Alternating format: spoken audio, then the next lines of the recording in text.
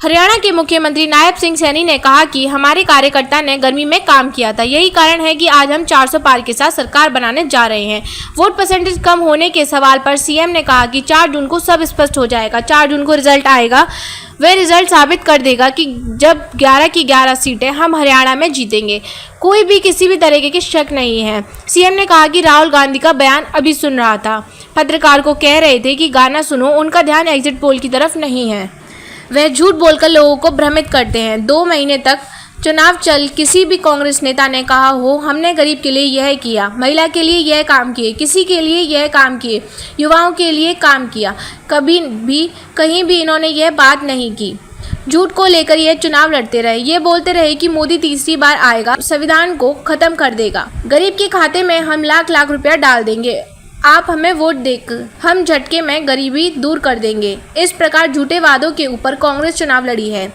लोग अब जान चुके हैं 60 वर्षों तक कांग्रेस इस देश पर शासन किया, अब यह रूप बदल कर आए हैं। यह नए रूप में घमंडी या गठबंधन के रूप में आए हैं। सभी लोग भ्रष्टाचार में फंसे हैं और लोगों का विश्वास एक गठबंधन से उठ चुका है। भारतीय जनता पार्टी तीसरी बार मोदी के नेतृत्व में सरकार बना रही है। वहीं केजरीवाल माँ बाप का आशीर्वाद लेकर जेल गए हैं। उनका कहना था जिस प्रकार से केजरीवाल ने आम आदमी को बदनाम किया है, उनके माता पिता भी हमारे माता पिता ही हैं। उन्होंने कहा कि केजरीवाल ने कौन सा बड़ा काम किया है, युद्ध जीत कर आया है, वह भ्रष्टाचार के मामले में जेल गया है। केजरीवाल ने भ्रष्टाचार किया है, उसने शिक्षा की बात की, शिक्षा में भी उसने नशा पहुंचने का काम किया है। दिल्ली सरकार हरियाणा पर आरोप लगा रही है कि इन्होंने हमारा पानी रोक दिया है। इस पर मुख्यमंत्री का कहना था कि यह झूठ बोलते हैं, लोगों को गुमराह करते हैं। हमने जब भी दिल्ली को पानी की ज़रूरत हुई है, पानी दिया है। यह सिर्फ और सिर्फ गुमराह करके अपनी राजनीति कर रहे हैं। चुनाव के दौरान जिन अधिकारियों और भाजपा कार्यकर्ताओं ने पार्टी का नुकसान किया, उस पर क्या उन्होंने कहा कि इस प्रकार की जो बातें हमारे पास आएंगी उस पर हमारा केंद्रीय नेतृत्व कार्रवाई करेगी। वहीं उन्होंने कहा कि ये एक मामला दर्ज हुआ है। अरविंद केजरीवाल ने सरेंडर कर दिया, तिहाड़ जेल वापस चले गए हैं, कुछ कहना चाहेंगे? देखिए, माँ बाप को भी वो बदनाम कर रहा है जिस प्रकार से आम आदमी को उसने बदनाम किया है।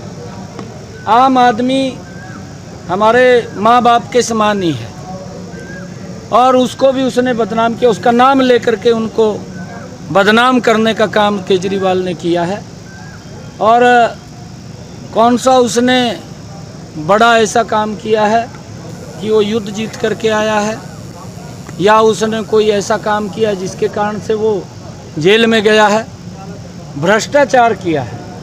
उसने शिक्षा की बात की थी, गरीब व्यक्ति के बच्चों को सजबाग दिखाए थे कि मैं उनको अच्छी शिक्षा दूंगा, अच्छे स्कूल बनाऊंगा और उनको अच्छी शिक्षा दे करके अफसर बनाऊंगा, ये बात केजरीवाल ने कही थी। परंतु उसने उसकी एवज में क्या किया?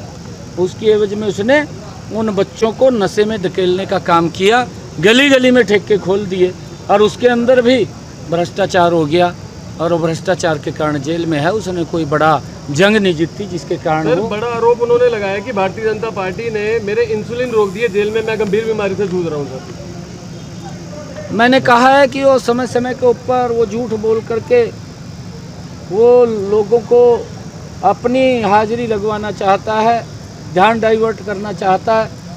परंतु जो भी वहाँ पर सुविधाएं जिस भी कैदी को मिलती हैं वो सुविधाएं इसको भी मिल रही हैं, इसको कोई अलग नहीं मिलेंगी। और कैदी भी हैं वहाँ पर जो कोई भ्रष्टाचार के मामले में अंदर होगा या कोई मर्डर के केस में अंदर होगा या किसी ने कोई और क्राइम किया उसके अंदर होगा, जो सुविधाएं उनको मिल रही हैं वो केजरीवाल को। हरियाणा ने पानी रोक दिया, हमारा सुप्रीम कोर्ट तक चले गए वो दिल्ली। ये भी देखिए, केजरीवाल लोगों को गुमराह करने की बात कर रहा है। पीछे भी उसने इस प्रकार की बात को उठाया था।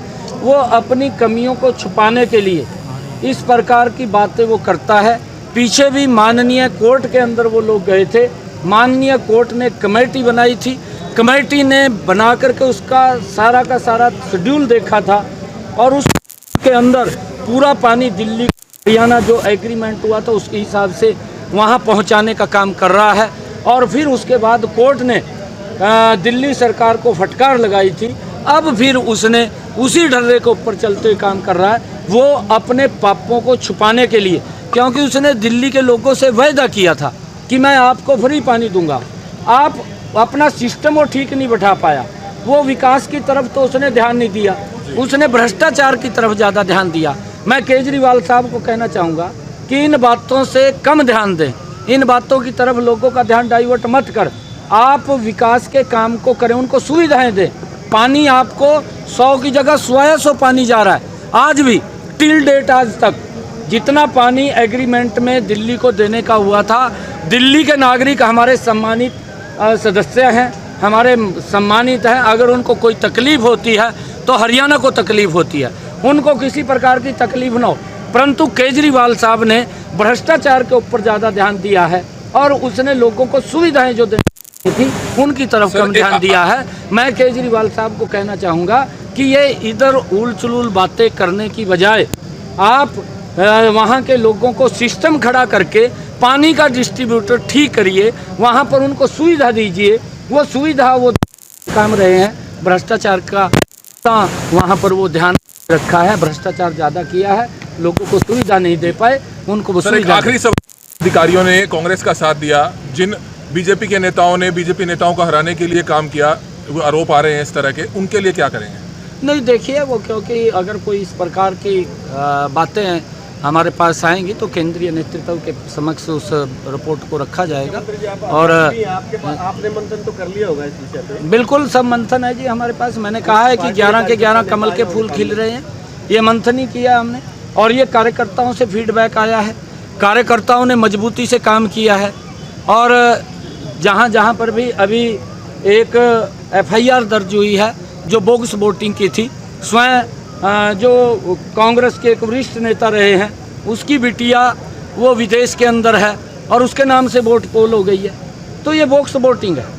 और इसको लेकर के क्योंकि कांग्रेस ने इस प्रकार का वो तंत्र षड्यंत्र जहाँ जहाँ पर भी वो रिपोर्टिंग हमारे पास आ रही है